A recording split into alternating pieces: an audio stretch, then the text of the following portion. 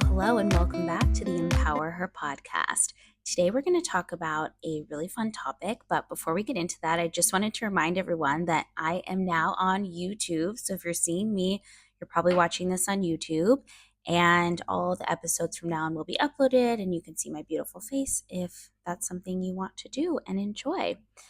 So, super excited about today's episode. We're going to be talking about the ego versus the higher self. And this is something that I find so many people struggle with.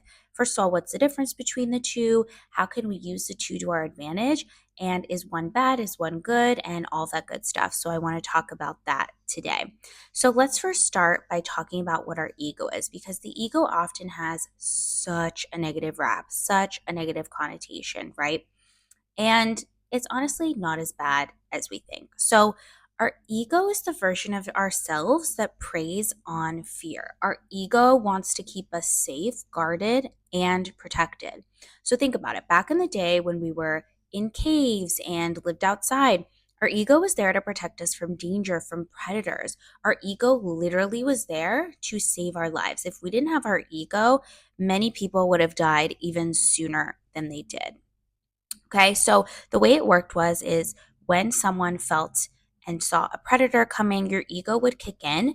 And what this does to your body is it makes your brain dumber because it literally puts all its energy, blood, everything into your legs so that you can run faster. So your legs get stronger and then you can run faster. That's literally what the ego does. But it affects your brain. So you become less smart because the ego thinks, oh, well, there's a predator, so I don't need to think, I just need to run, right? Get away as fast as possible. And the ego, because of that, was just absolutely necessary for survival. The only problem is that we as humans have evolved since then. We no longer live in caves. We don't have the issue of those types of predators, but our ego hasn't evolved. And that's kind of where we get this issue, right? And now we have situations like we need to pay for something that we perceive as expensive. We have a heartbreak. We have to do a speech in front of people. And that's what our ego perceives as those life and death situations, equivalent to the ones where we had to run away or get away from prey. And honestly, it's not the same, right?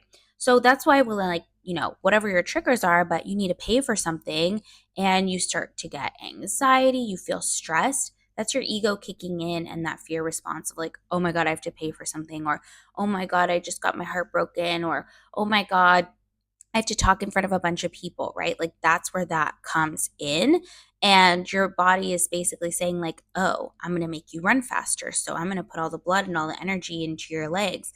When really what we need to do in those situations is use our brain, right? And be able to calm ourselves down. But it's really hard to do that when our ego is just so loud in those situations. And that's really where the issues come in, right? Then you can't make sound decisions. You can't be as rational because your brain is not wired to do that, right? So we end up doing things in these situations that we maybe normally wouldn't do. We may start feeling more stressed. We may send that text to an ex we don't want to because we aren't in that state of mind. We may feel nervous about a presentation that doesn't need to feel like it's so stressful, right? And our ego just hasn't evolved to our lifestyle. And that's why we perceive some of these situations as life and death when really they're not life and death situations. And in a minute, I'm going to talk about how to actually work with your ego and how to support it. But before we do that, let's talk about what our higher self is. So, our higher self is the version of ourselves that knows best and does the best. So, think about your dream life, your dream version of yourself in the future. That's the highest version of you. The person that acts, thinks, breathes, does exactly like the best version of themselves. Okay, that's your higher self. And the higher self has a regulated nervous system because they are able to make decisions and think clearly and come from a place of calm rather than that stressed, anxious feeling. And that's what's really important. So the higher self makes decisions with the idea of what's really best for them in the situation or in the long term, right? Without all those heavy emotions and the ego. We can also look at the higher self as that like enlightened version of ourselves. So really the version that like knows all, and I say knows all in quotes because obviously it doesn't know all, but is that version of ourselves that has everything that we want, right? So again, think of that person that you want to be, what you want your life to look like ideally. that's going to be the version of you, the highest version of yourself that has everything that they want. And this is where we have issues, is when the ego and the higher self collide, and they do collide very often. Back in the day, we would hear about like the devil and the angel on our shoulder. This is how I imagine this is like the ego is the devil and the angel is the higher self. Although the ego isn't bad, it's just it has a bad rap. So we're going to learn how to really use both of them. So this can be an issue when our higher self wants one thing and then the ego wants something else. And people will tell you to ignore your ego. This is what I see across the board. So many people say, just ignore your ego, push it down, just think of your higher self, use your gut, etc. But honestly, that just doesn't work that way. It's not easy to do that. And nor is it helpful, to be honest, because our ego is there for a purpose. So we want to use them for the right reasons. So here's a little exercise that I do that I think is so helpful and that you can do as well. Okay, so I imagine the ego as the 5-year-old version of myself. So think about what a 5-year-old is like. A 5-year-old is someone who can talk, make decisions, but they're not adult, rational, and mature enough, right? She's a little scared. She needs guidance. She needs support. I call her a she because I identify as female. And then the higher self is that current adult version of myself. So when I'm feeling stressed or I'm in a situation where my ego is flaring up, that's when the ego tends to be the loudest, right? So it kind of is much louder than the higher self.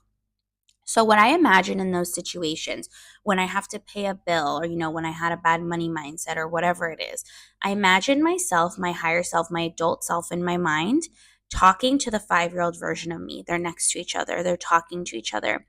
My higher self version of me holds my ego's hand, talks to her in a calming voice, tells her that her feelings are valid. I tell her that I love her. I tell her that I'm going to protect her and that she doesn't need to worry. I tell her that I'm going to have her back. Notice that I didn't dismiss her. I didn't dismiss my ego, because when you dismiss your ego, you're dismissing a part of you. And how can you be a whole person? How can you think clearly? How can you feel yourself in that beautiful manner as a whole and love every part of you if you're dismissing a part of you that's really important? Your ego is important. So it's not about dismissing her. It's not about saying to her, what you're saying doesn't matter, or I don't want to hear what you're saying. It's saying, I hear you. I see you. I understand why you feel the way that you do. But please believe me that I, as my higher self, that I'm going to protect you, that I'm here for you, that I'm going to make those decisions. It's not on you as your ego to make those decisions. I got you. I got your back, right? And by having this dialogue and this conversation, you're allowing your higher self to say, okay, I'm going to take responsibility. And you're saying to the ego, it's okay that you feel this way, but I got you. I don't want you to worry. I'm going to protect you and be there for you. And then the ego, it's not that it's, not going to have those feelings, but it's going to say, okay, well, maybe I'm protected. And maybe next time a situation comes, I'm not going to react as intensely because I have someone there to protect me, right? So this actually helps you in the long run as well, right? And again, your ego is coming from a place of fear and typically a dysregulated nervous system, and you don't want to make decisions based on that, right? So we want to love our ego, but we also want to tell her that we have her and that we are going to, as our higher self, make the decisions. Babe, don't worry. I got you. I'm going to make those decisions for you, okay? Because our higher self knows better. Our higher self has everything she's ever wanted. Our higher self is at her highest potential. She has all the money she wants. She has the dream career. She's in that relationship that she wants, right? She thinks of herself and her body the way that she wants to. She is positive and confident, right? That's the version of ourselves who should be making those decisions, not the 5-year-old version of ourselves who's frontal lobe hasn't developed, right? So that's how we want to think about it. We really want to listen to our ego, but really tell her that we're there for her. And I find this visualizations really helpful because you can literally visualize the two versions of yourself and have that conversation. And it makes it easier to kind of move on from that and really be able to say to your ego, like, babe, I got you. It's okay. I got you.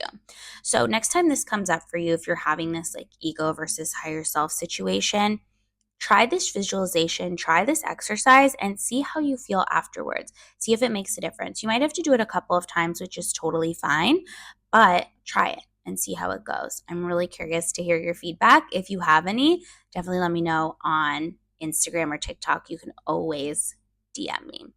I hope you liked that episode. Don't forget that I do have a one-to-one coaching container open, and I do offer 20-minute complimentary calls so we can have a chat and get to know each other before you commit to anything.